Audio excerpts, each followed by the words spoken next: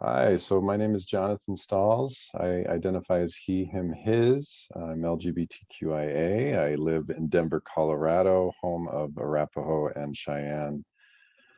I am a walking artist and all kinds of different branches out of that tree, which relate often to doing a lot of ink art in my work, a lot of writing, lots of miles by foot, lots of storytelling with a campaign called Pedestrian Dignity, and about 100 other things. So it's good to be here.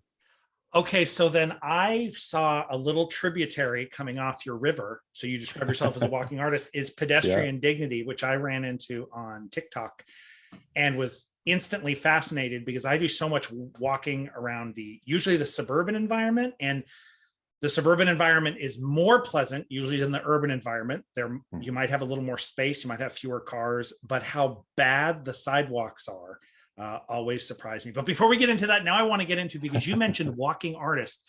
Is that Yeah. where it all kind of, will you tell me where that comes from? When did your creativity start dovetailing with your physical movement out in the world? Yes, yes.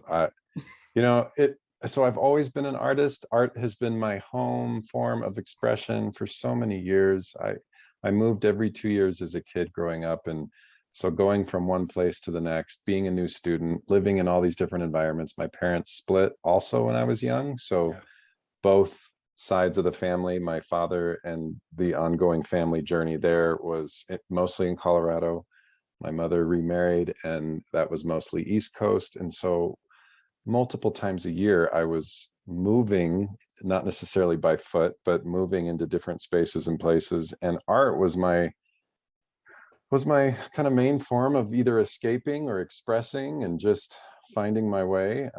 And so I have stacks and stacks of sketchbooks, always have had stacks of sketchbooks. You look at, and in my full adulted, or whatever you want to call it, being the age of 39 that I am, Yeah.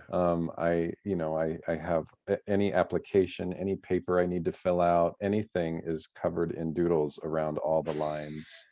So it's just a part of me to be uh, moving in art. And so in 2010, summarizing and skipping a lot of things, but in 2010, I went on a really long walking journey, 8.5 months, walked across the United States. It was from Delaware to San Francisco. And that was very much a personal, very personal, just need to throw myself into the unknown. I was just coming out. I was just kind of getting into the weeds and getting to the other side of coming out. I was on the other side of some really hard things personally, and I really wanted to start over. And I wanted the kind of the wisdom of the land and the earth, the wisdom of strangers and people, and unhurried time to be my guides. And so I had never done anything like it. And my dog and I literally took off March 1st in 2010 and just started walking west. And it was that experience that just totally reoriented so many things within me and around me. And I fell in love with the wisdom of trees and nature. And I fell in love with so many different types and backgrounds of people. And I fell in love with my inner self in a really special way. And all of this was happening at an unhurried pace, at a walking pace. And so, yeah, to your beautiful question, it was really that walk that just started to like really organically.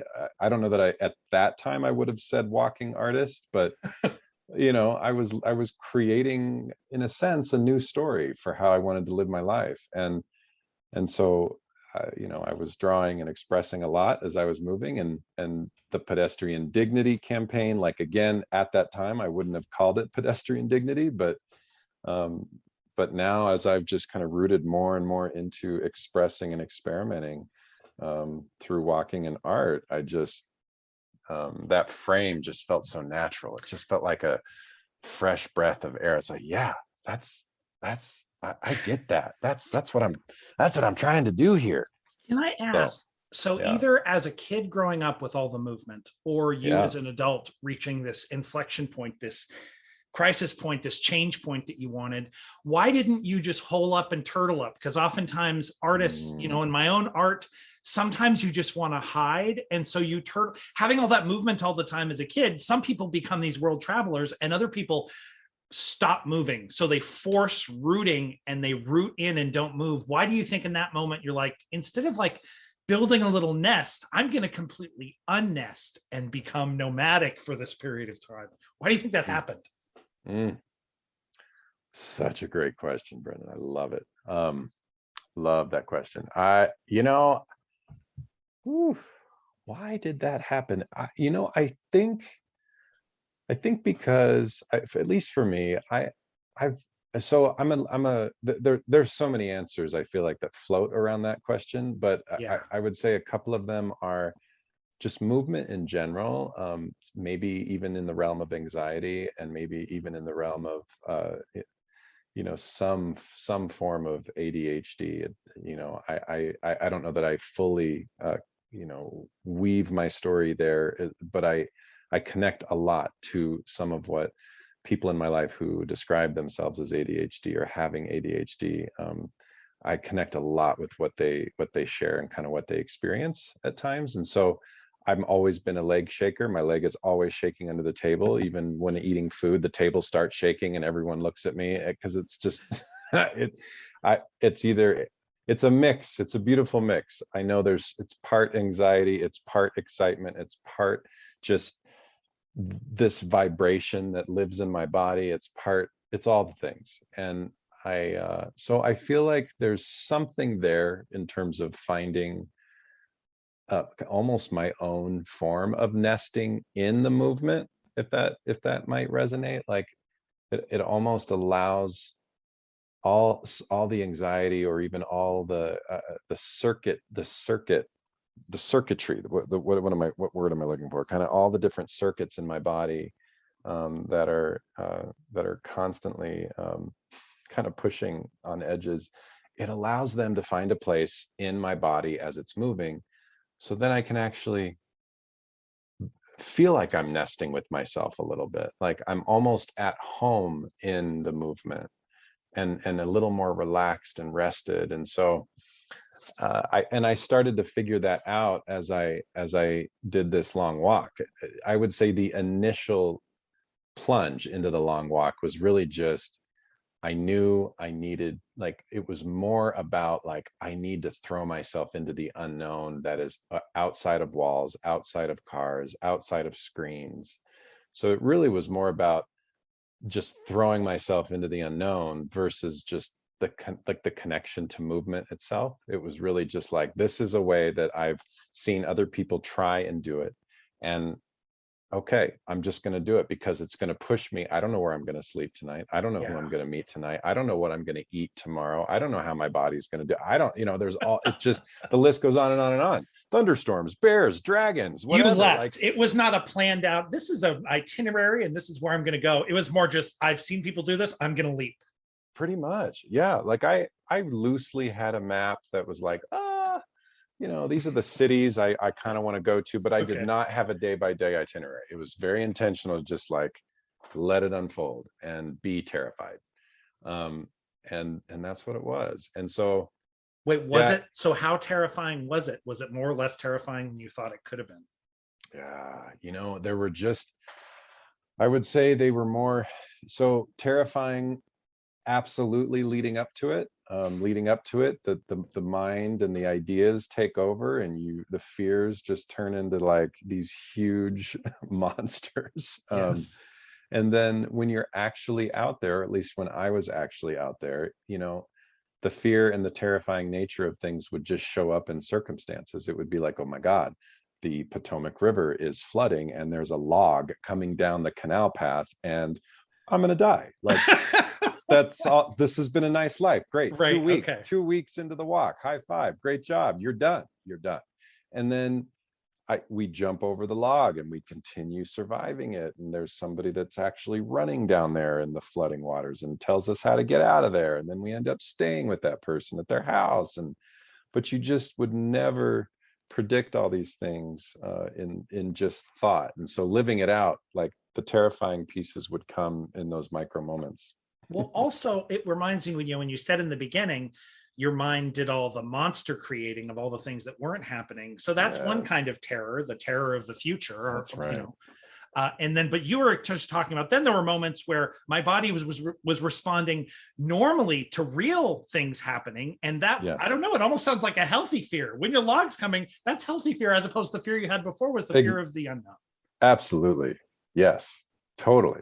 Yeah. It was very much just this, going from conceptual to like raw fear, like fear that like it trains and ignites these instinctual capacities inside of us, inside of me. I mean, and it's amazing. After maybe, not even at 2 weeks, started to feel it. 2 months was well into it. By the time I got to the desert, there was just this awareness of, whoa, I'm feeling something about that hill and that dirt road. Don't take it. Okay, I'm going to go the other way. I'm going to stay away from it. Like, I didn't even visually see what it was, but I started to energetically feel that something ahead around that corner is not to be trusted. I need to steer around. And I didn't really overthink it. It was just lean into that intuitive, instinctual, fascinating. So, and again, so embodied. Like, again, I imagine at times of crisis and anxiety and fear and depression and sadness, I think most people's, I could be wrong, most people's bodies and minds turn to self-preservation, and that caused you to close in. But for whatever reason, you had enough energy, enough creativity, enough thinking about it at that moment that you could kind of leap and find a healthier place. Because I think that protectionism is good sometimes, but it can be overdone. Exactly. Yeah. And it was very, and I'm grateful you mentioned and used the word energy. I think that's a good way of putting it. There was just this energy inside me that needed to burst and be outside of it. So part of what I think pushed me to move and be outside in the outside world was that even though I moved a lot as a kid, it was literally, I love the book Wanderlust, A History of Walking. And the author, Rebecca Solnit, says, we go from one, the kind of the dilemma of being on foot or walking or rolling as an everyday practice or behavior. And she talks about, the quote is, we go from one interior to the next, one interior to the next. And so most of my upbringing was literally, I just still feel the way my cheek would press against the passenger window of the car that would take me from home to school, school to home, home to work, work to home, practice to home, home to the grocery store, home to, just this watching the world go by. Literally. And then I'd go into the house and close the door, lock the door, go up the stairs into the room. And then, the room is beige and bullshit. And then it's just like, why is this, all this separation? Why? And I was mostly in suburban neighborhoods. And so there's that context where you have even more separation sometimes from community and connection and things outside of cars and walls and screens. And so I think that all of that just stacked and stacked and stacked. And I bursted. I was like, I crave something that will literally shake it all up and break it all up. So that feeling of going from hermetically sealed bubble to hermetically sealed bubble and traveling using these advanced forms of transportation that we're all used to, the planes, the trains, the automobiles, the motorcycle, less so the motorcycle, but at least the cars, the planes, trains, and automobiles. Yeah. When I remember in high school, I started walking outside at night, and you'd walk on these sidewalks in suburbia, and every house would be flooded with the weird light of the television in the front room. And that's where everybody was gathered. And I'm like, but it smells so nice in here. And you get it. You realize the whole urban and suburban area, when it's not criminally unsafe for whatever reason, it's this wonderful adventure that nature is out there hiding. I kind of want to talk about your pedestrian dignity thing now, because my reaction to it is, when you show you're walking around, I think that's exactly what I do, where you get pushed into the road. Yeah. But they're oftentimes, if you're in a suburban environment, there are generally sometimes fewer cars. As long as you point out these arterial points at which there's a lot of cars, there's all this beauty, the bushes, the trees, the flowers that nobody looks at. So I look at some of your videos and see all that beauty. When you were out on that walk, did your understanding then turn from looking at the beauty of the outside and how nice it is to be out there embodied as a human being walking in a nice rhythm to, wow, this is not built for me. This is unsafe. This is unpleasant. This is, I mean, you call it now in your videos, you use the word violent all the time. When did your love of the travel, when did that start to sensitize you to how dangerous it might be for people who weren't traveling in our little bubble cars on 4 wheels from place to place? Yeah, wonderful questions. It was literally on that long walk when it all started. It was on that long walk when I was just so eager to be guided and to kind of be remolded in some ways, and to be really like just so raw, to be listening for what kind of, to embody learning, and to embody connection, and to embody what I'm seeing and feeling. And so because of that, it was such, and again, wouldn't have the words for it in the details or in those micro moments, but it was such a body-based experiential education in the built environment. And it was just, and I'm always talking about it now in the frame of kind of the relationship of beauty and devastation.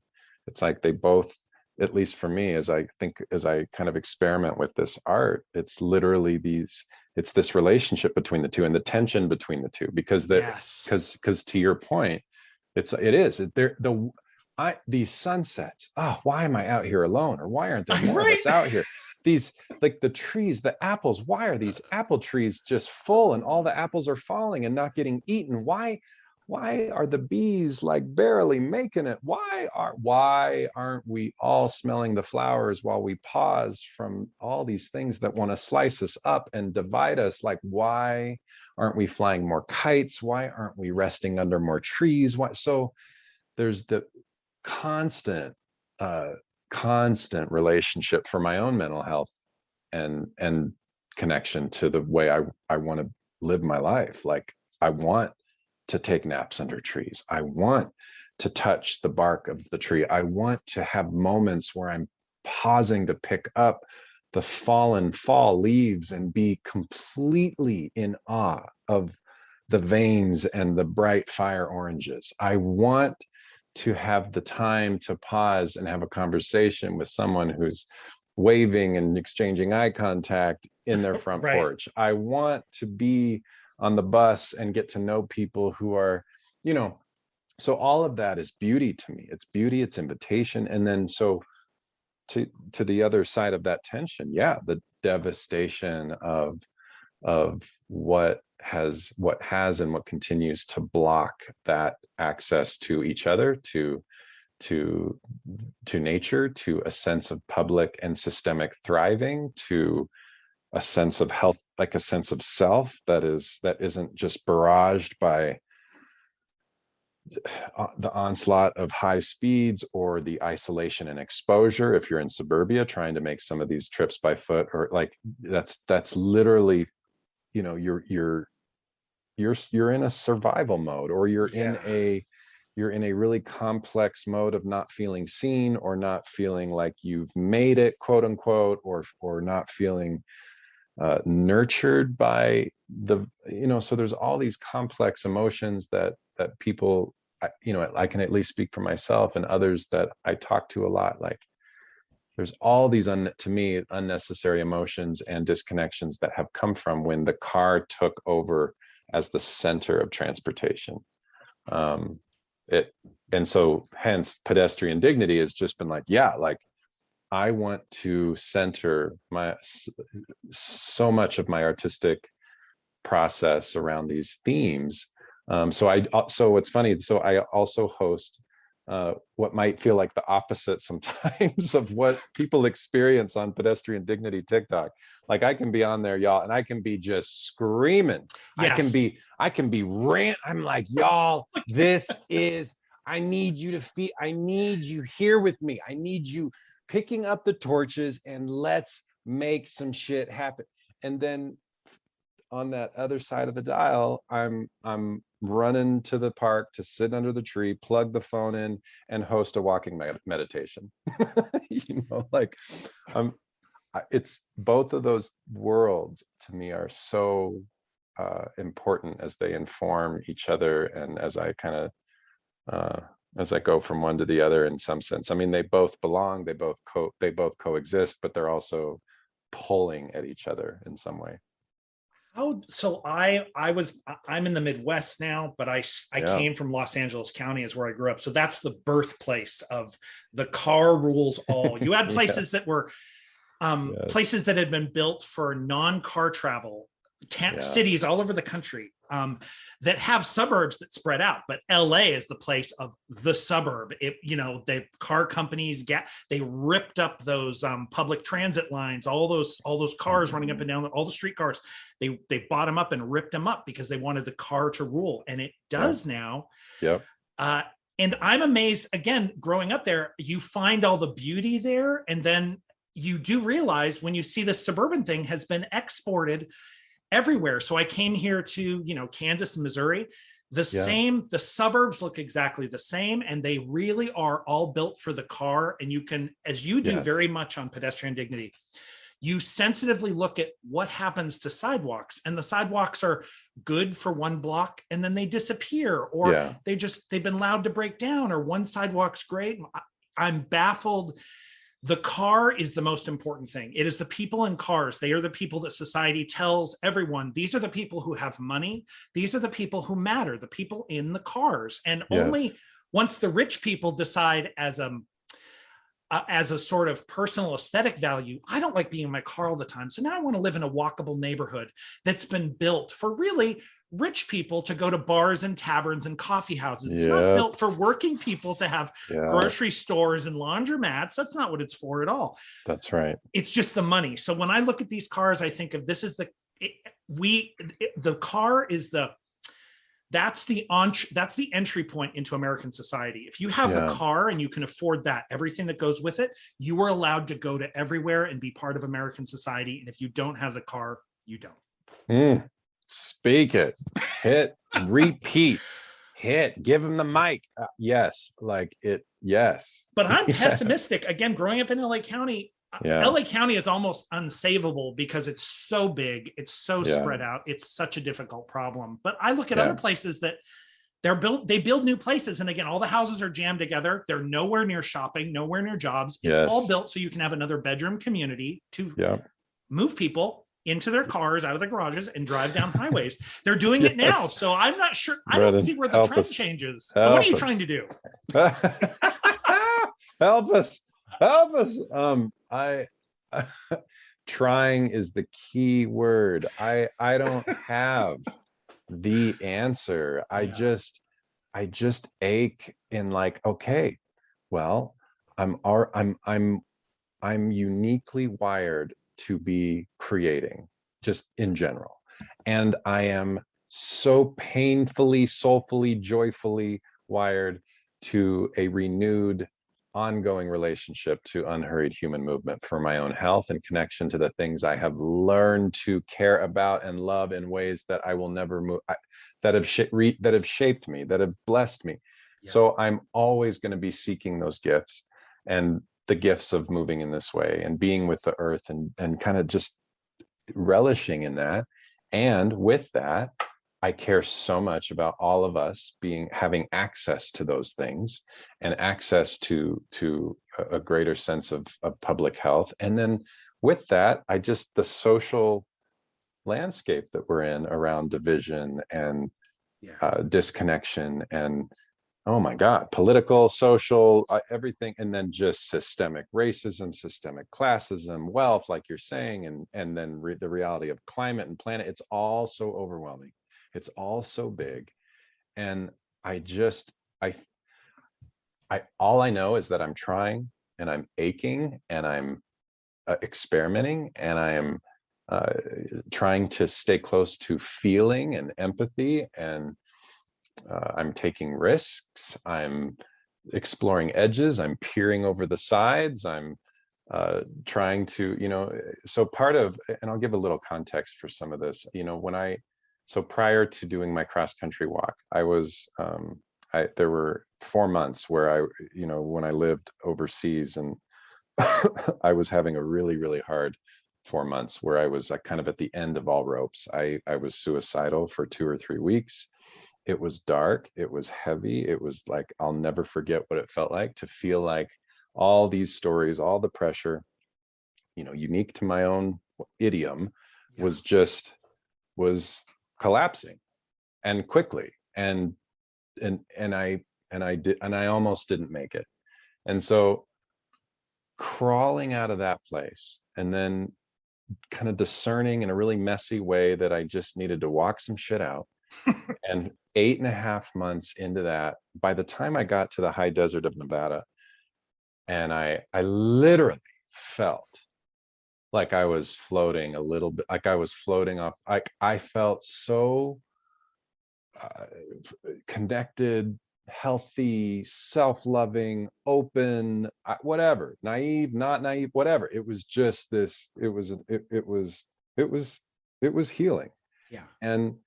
And so I think because I still can feel what it was like to be literally choked by some of these systems that we've talked about, and what I bring up a lot in Pedestrian Dignity, just capitalism, patriarchy, whatever the system is, just any kind of thing that's trying to like weigh down the authenticity and health of thriving, diverse communities. And I just was like, oh, never again. Like, never again. Okay, we're not even playing there. So it's just, so I think the artist lens mixed with kind of my personal fire to never go back to that, because it almost took me out. And the invitation of beauty and connection to the natural world, and the encouragement of young people that I'm seeing and feeling on TikTok and in other spaces, it's a weaving, and it's an experiment. So I don't have an answer.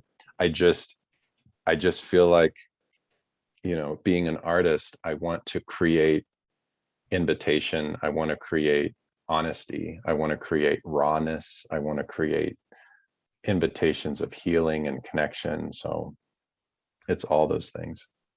I think you probably answered a little bit of this, but I did want to ask, because I think the pedestrian dignity things, sometimes the stuff is, I feel like when you narrate these things, these videos of you are walking down the side of a road, and you're noting how close the cars are, how sometimes there's no sidewalk. You're showing I forget what they're called, desire trails or desire lines, the lines that are sort of, you have told us we're supposed to walk here, but it's ridiculous that you make the people, you put the bus stop on the other side of a 6-lane, it's not a highway, it's it's not a freeway, it's a highway.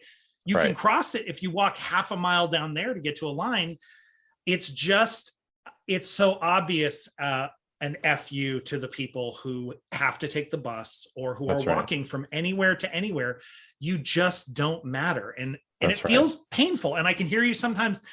It's rolling a calm narration, and other times you can feel the anger and frustration. Yeah. Do you have trouble? Does pedestrian dignity, or the focus on the inequity and the unfairness of how the environment looks, does that overwhelm you a lot? Or do you feel, as you balance the many things in your life, things feel balanced? Or is it a fight to not sort of tip over that way? Oof, such an important question. And that, so there's two things that are coming up as you're asking that. One is, and I think it ties a little bit to your previous question as I took us on a winding path, but I think to your question of kind of the vision of pedestrian dignity, or like, what do you, I'm skeptical. We're already done.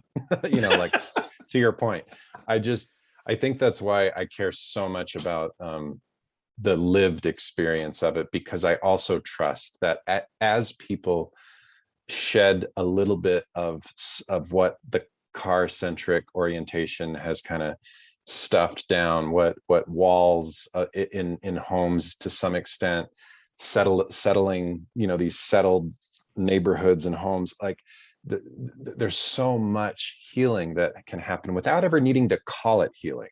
Like that just happens when we move our bodies outside. When we're outside, things are happening in our systems that are so valuable to our mental health, to our connection to where we live, to weather patterns, to the vestibular system, which connects to the core of the earth and gravity. Like there is so much there that I just trust that so much more is happening than just, but also holding the hand of the very specific, wow, this walk from my house to the grocery store is so horrible and disconnected, and I would have never known until I actually walked it or rolled in a wheelchair on it. Yeah. I wouldn't have never known, because the vantage point of a vehicle is you've got so many layers of disconnection, you've got so many layers of separation, you're moving at a speed that can't capture the details, you're not feeling what it's like outside, you're not smelling what it's like outside. The windows only give you a certain vantage point, and the timing of it all just they're blips and glimpses, and you're never gonna feel it. So the primary thing for me in and as you've shared and as you've seen on the TikTok is lived experience. It's raw. Feel it with me, and it will uncover itself for you. I don't need to conceptually tell you. Just go out and be your own agent and your own witness to the fact that any really practical trip in most US North American settings is largely disregarding the full practical trip for those who are on foot or on a wheelchair. Yes.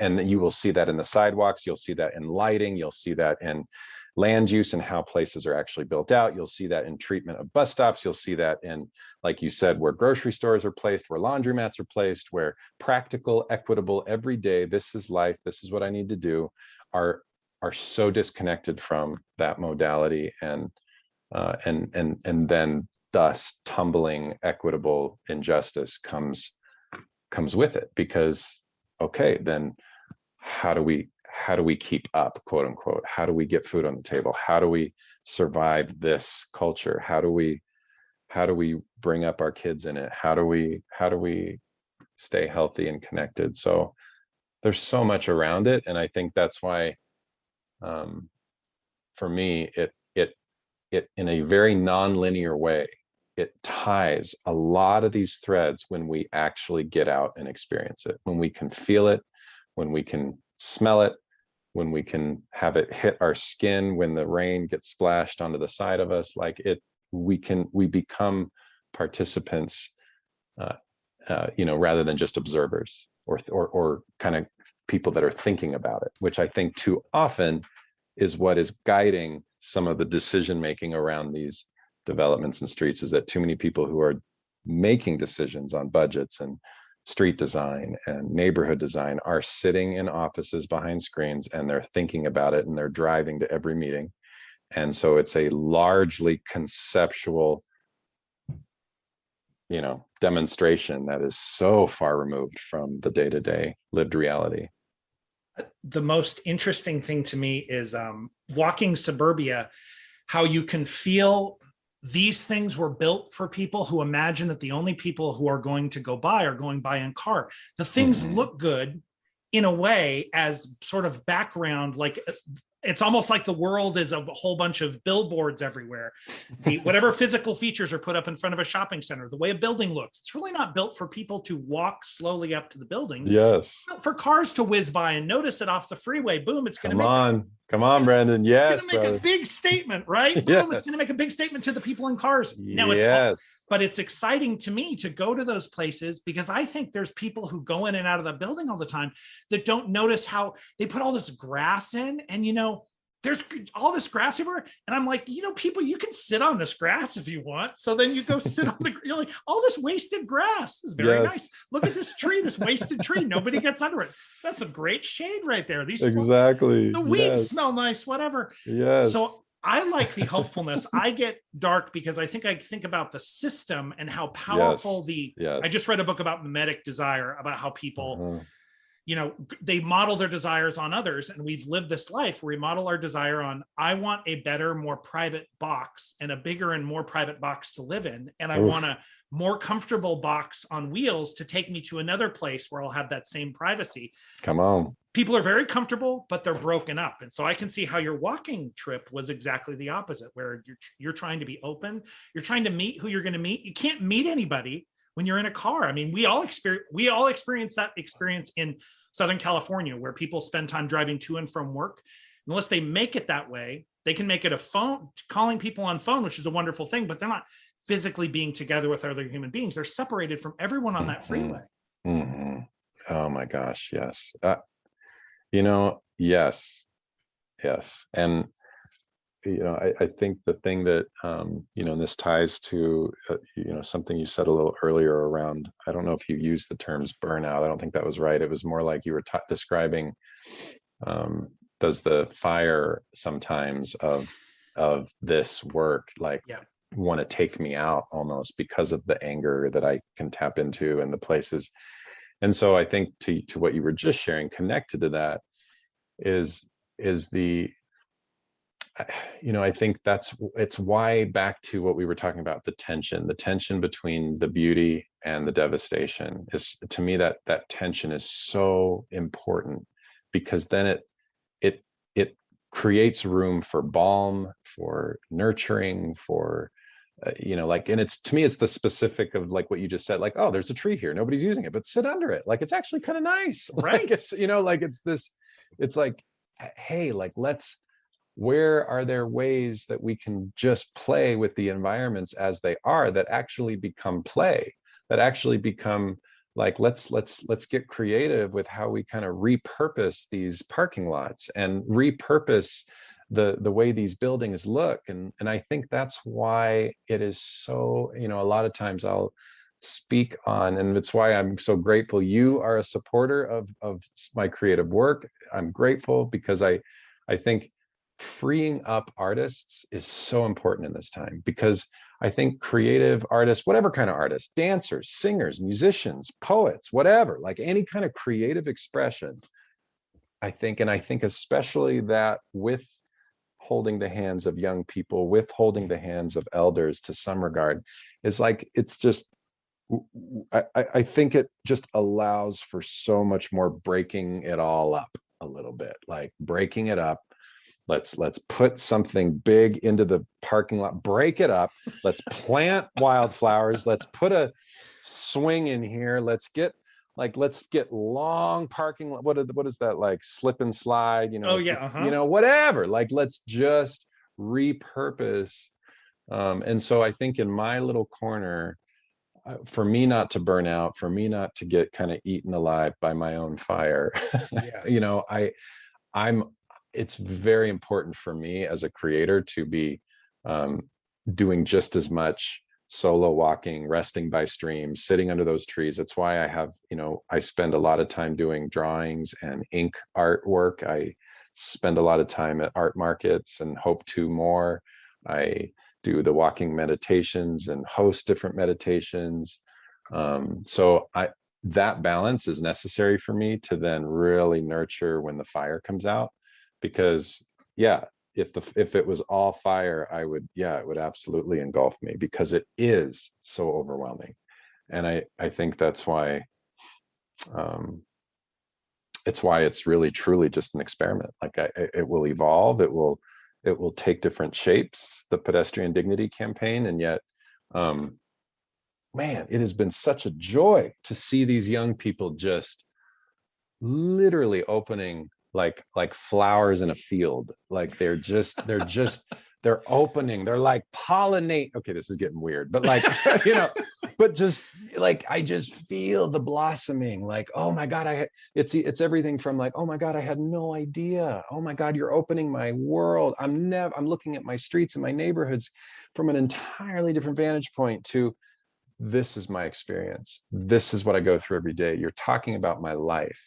And it sucks. And, sometimes that response is like, you can tell there's some dissonance. Like, I don't know how to really connect to your account. Like, I'm grateful for what you're doing, but this is my life.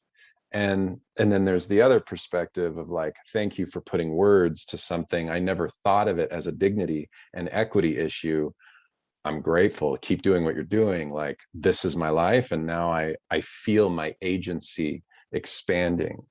And like, and then you get voices from young folks that are like, that are 15, 16, perhaps having pressure all around them to figure out, what are you doing for college? What's your career? What are you doing? What are you doing? What are you doing? Write it down. You're 10, write it down. Like, it's just, and it's beautiful to hear them say like, wow, you're totally helping me shape what I want to do in my ideas of career, i.e. urban planning or landscape design or whatever, but that they're coming to it from some of these early raw invitations around lived expression at an unhurried pace. Wow. So that all just feels so, that's like where the circle comes around. It nourishes to have so much of that kind of affirming engagement. There is so much. In fact, I was just talking to someone this morning. So let's talk a little bit about TikTok. I mean, TikTok made it very easy to make quick videos. It's easy to go live there. It's a very easy platform.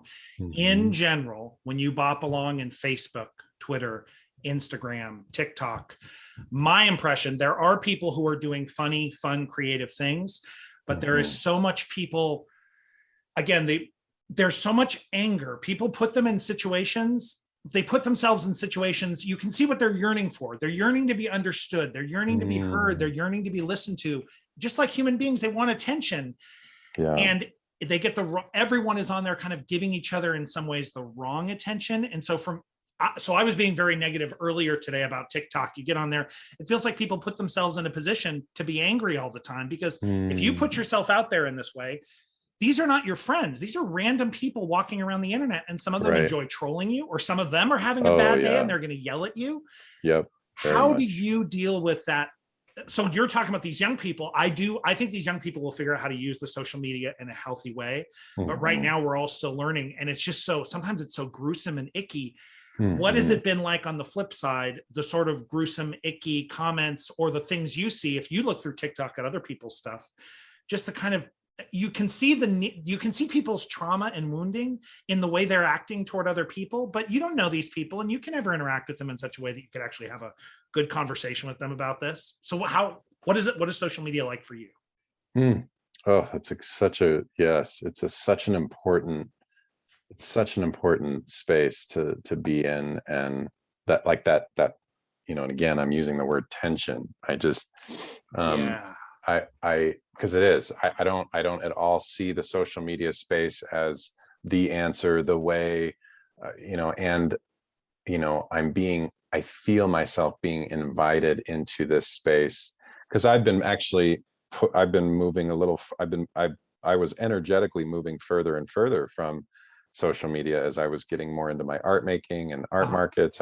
And I still am. I'm putting so much of my time more into like lived, like passing out art, gifting art, moving art in different ways. I've been working so hard on a book that I'm excited to kind of have out next year, and just have that be this tangible thing people can hold and we can kind of move with together. And so I think it's important for me, at least, to have significant in-person engagement, to then have curiosity and experimentation, because again, that's how I feel like the social media realm is. It's curiosity, it's like it's a gateway, it's a portal, it's a connection, it's an invitation, but it is far from my like primary source because of each unique being that is behind that screen. All the complexity of their circumstances and situation, to have so many layers of separation via a screen. Even though we're seeing someone right there, there's so much nuance that gets completely wiped out. And so at least with TikTok for me, which is why I've focused it specifically on an issue. It's not me as a person.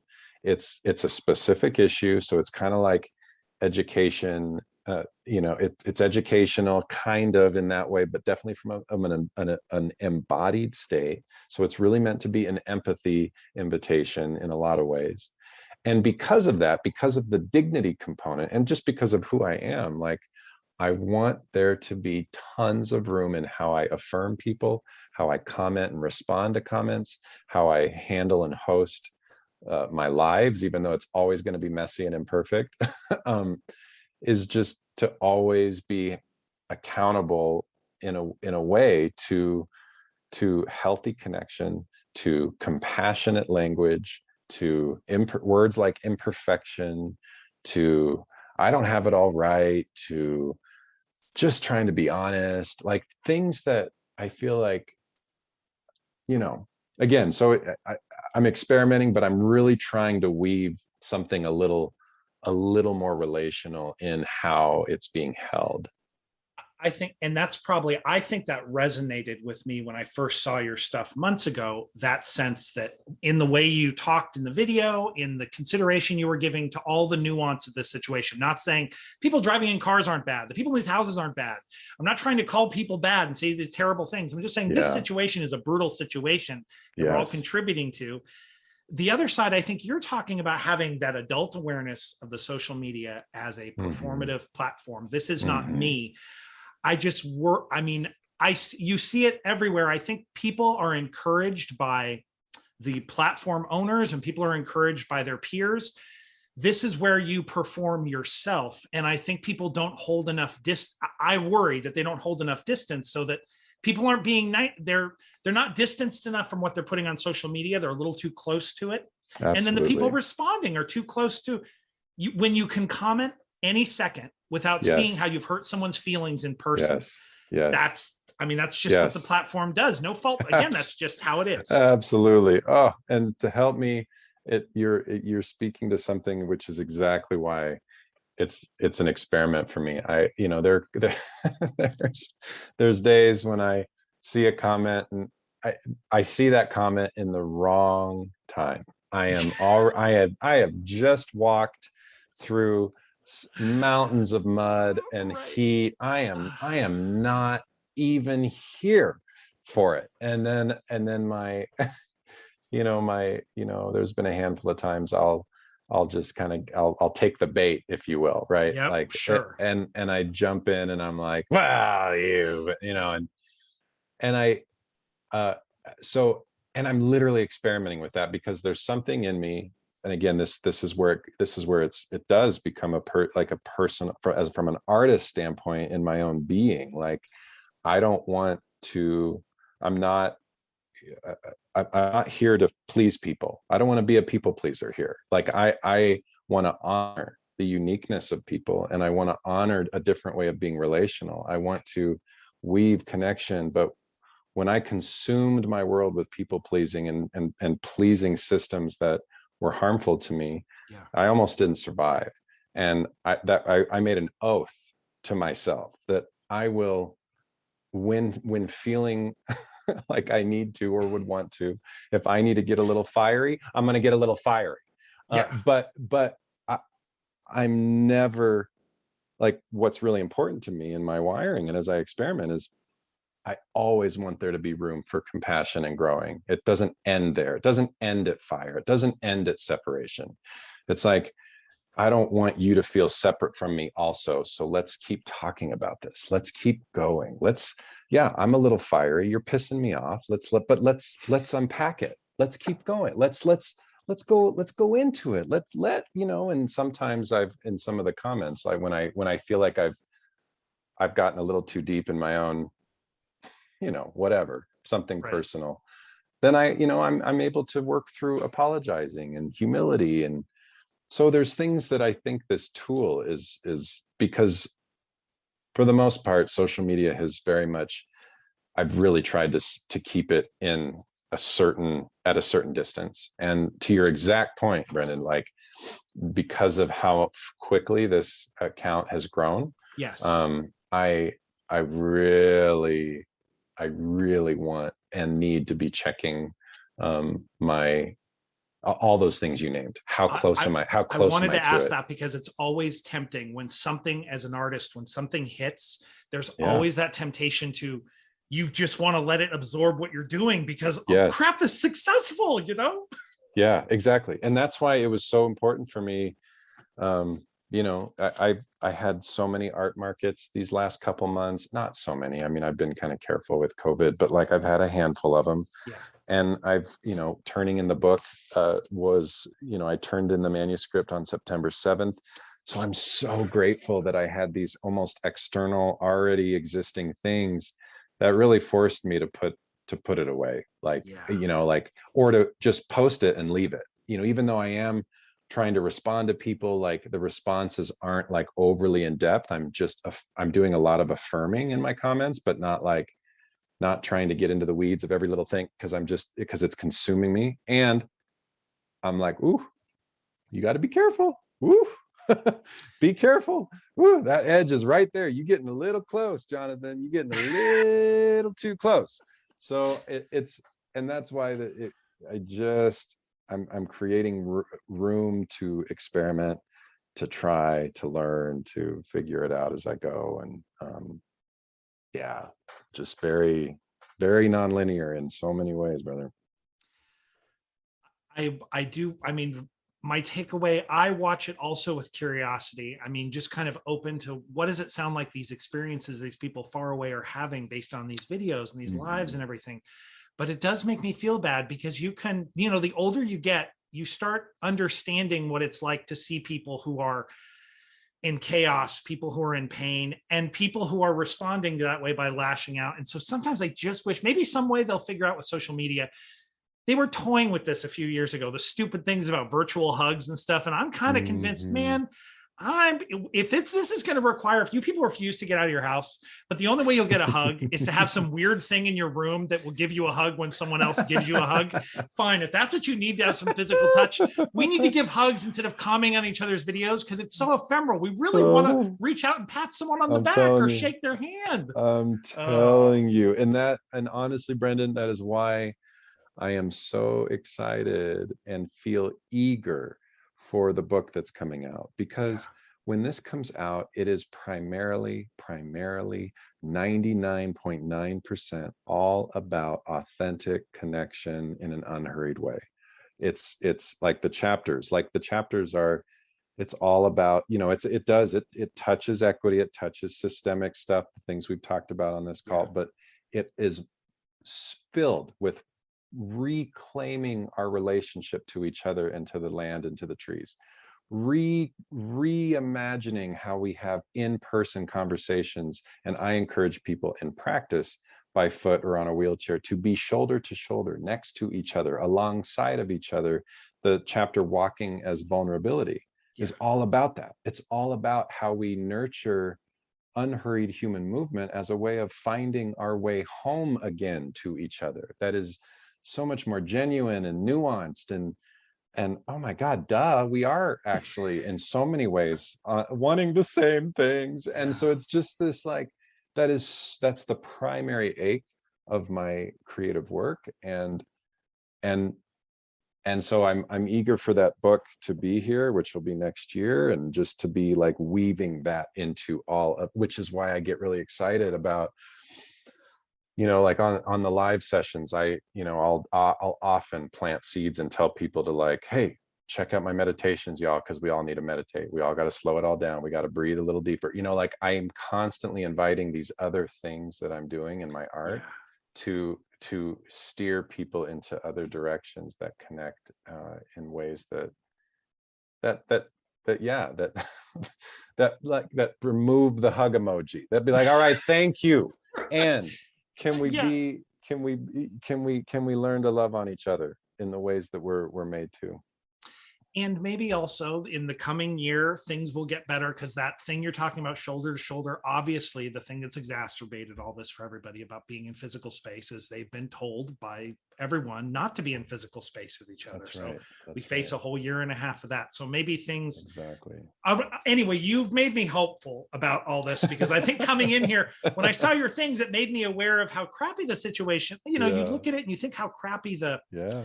the built environment is out there. And I liked your idea about because this is what I experienced. Seeing something bad, the devastation to the environment, the devastation to the nature around you, the complete ignoring the Sim City-like quality of scraping everything flat so you can drop boxes onto it and ignoring whatever natural features were there normally. Okay, fine. Yes. It can get depressing, but it's still beautiful. They try to kill all the nature, but they still wind up planting some scrub in there, and then eventually it grows and looks pretty, and you just can't keep it down. That's exactly, and that's what, that is so much of what, so for what, 10 years, I hosted hundreds of walks and rolling events through an organization called Walk to Connect. And so I started that after my long walk. And that was the primary, like, no matter your environment, suburban, rural, invite some people, invite your neighbors, invite and move through them together, so that the beauty of your stories can move. And for so many of these walks, it just, the environment, it impacted people, but the connection between people, because we cared so much about maintaining and nurturing those kind of connection oriented environments, really helping people feel like they can, good introductions at the beginning of the walks, like checking in on people's health and water, and bringing enough snacks, and making sure everyone in the group felt seen and comfortable and heard in their own unique way. Introverts, it's cool, back up, don't need to talk the whole time, hang out, you're good, but you're moving with a body of people. Extroverts, do your thing, but be mindful that someone might tell you to, I'm done and I'm going to walk away. Like, we would prep these walks with permission for people to be who they are, but still in this moving container where we're together. And so some of the devastation of the environments we would move through would fall away, because the beauty of that shared energy was so strong. And so that is another invitation that I talk about in the book, but also through Walk to Connect. That's like, if we can bring each other out if we can, bring our families and our friends and our neighbors and our colleagues out into these spaces in a collective, then there's all these other gifts that will start to show up.